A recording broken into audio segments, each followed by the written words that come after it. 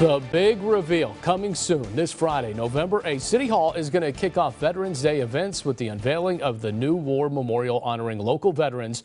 A massive ceremony is planned for this long overdue and long awaited day. To help pull back the curtain of what we can expect for that historic day, one of the people behind the Veterans Memorial, Fresno City Council member Gary Bredefeld. How are you? I'm great. Thanks for letting me be here. Absolutely. So paint a picture a little bit for me.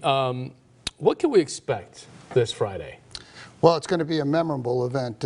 We are going to be unveiling the memorial, long overdue. It's got 464 Fresno citizens' names who served in World War I, II, Vietnam, Korea, Afghanistan, Iraq, and gave the ultimate sacrifice. And they are City of Fresno residents. And we will be unveiling a memorial that's absolutely stunning and beautiful. And it's going to be a great event because we're going to have a flyover and we're going to have people singing the national anthem, the rifle salute, bagpipes.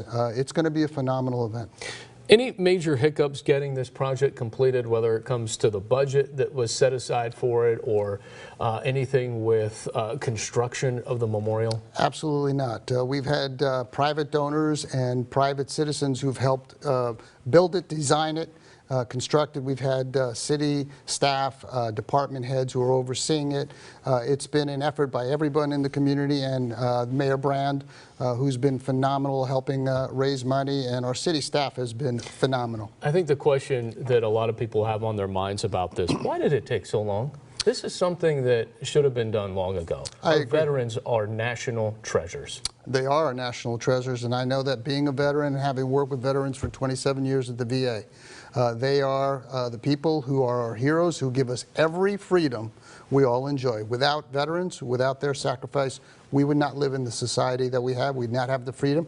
We wouldn't have City Hall where we're able to exchange ideas and debate every Thursday. It's all because of our veterans. I want to turn our attention now to the Fresno police protest that happened this week. Chief Andy Hall is going to welcome a federal investigation into the Isaiah Murrieta Golding shooting if the Department of Justice wants to come in and investigate. Is it something you would support? Because I know you're a heavy backer of Jerry Dyer and the police department, but is this something you would welcome? Listen, we all recognize this is a loss of life of a 16-year-old and a 19-year-old. We've had people who make those decisions. They make those calls. Those people are professionals. We've had our district attorney make that call. So I'm going to let the process unfold. There's a civil litigation that I will be involved in terms of as a council member.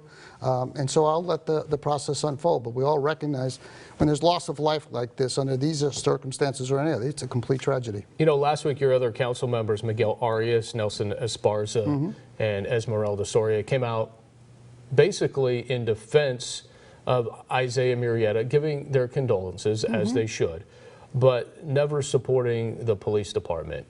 Were you shocked by that? Well, listen, they can put out whatever they want. I support our law enforcement.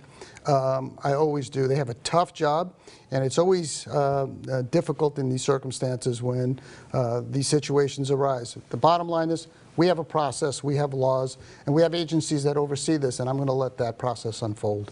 I want to get to this because on the day, you know, I'm honored enough to be emceeing the unveiling of the War Memorial there at City Hall on November 8th. But also that same day, Governor Newsom will be in town. The California Economic Summit, this is a big deal for the city of Fresno. We'll have a lot of state legislators here, a lot of obviously city leaders also talking over a 3-day summit.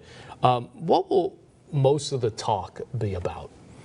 Well, I think they'll talk about a lot of different things, and I'm glad that the Economic Summit is here. I welcome any kind of organization or group, conventions coming to Fresno. We benefit from it.